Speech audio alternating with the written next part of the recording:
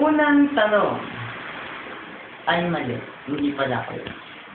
Ito ako. Unang tanong. Kung ikaw ay magiging isang gulay, anong klaseng gulay ka at bakit? Pangalang tanong. Ang palaya. Mukha lang carrot yan.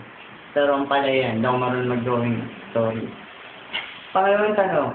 Bakit kaya sa tingin mo, hindi kasama si Ampalaya sa bahay kubo? Pangatlong tanong. Kung ikaw, si Ampalaya, gagawin mo rin ba yung mga ginawa niya? Based din sa alamat ng Ampalaya, para masabi na ikaw yung sustansya at napakagandang gulay. At ngayon, kasama ko ang totoong Ampalaya. I mean, Ampalaya. Gusto niyo ba siyang makita? Ako talaga ang tunay na Ampalaya. Kasi, ito nga, tingnan yung picture ko, Ampalaya. Kamukha ba kami? Kamukha ba? Yan. Berde ang damit. Berde ang short. Berde ang tsinela. Pati yung utak. Berde rin.